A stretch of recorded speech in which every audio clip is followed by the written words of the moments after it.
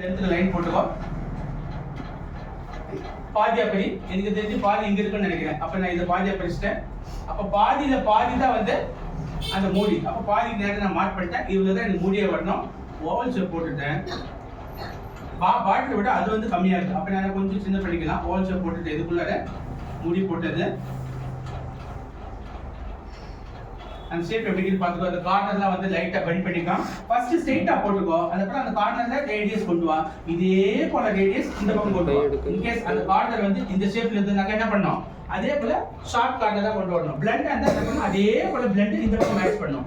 எப்பவுமே நமக்கு பெரிய ப்ளஸ் பாயிண்ட் ரைட் சைடுல நல்லா வரைவோம். லெஃப்ட் சைடுல அப்படியே பாதி அளவுக்கு சொதப்போம். அப்ப என்ன பண்ணணும், ஃபர்ஸ்ட் லெஃப்ட் சைடு போட்டு கட் பண்ணிக்கோ. அதே போல ரைட் சைடுல கூட ட்ரை பண்ணு.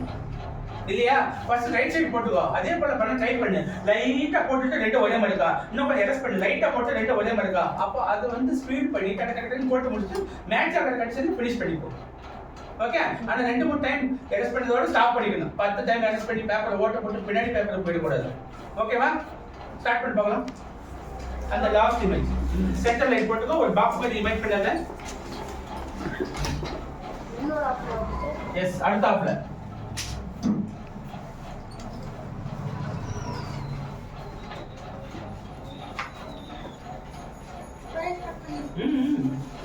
டைம் ஸ்டார்ட் ஆயிடுச்சு. 12 செகண்ட் ஆச்சு. ஒரு டைம் ஸ்டார்ட் ஆயிடுச்சு.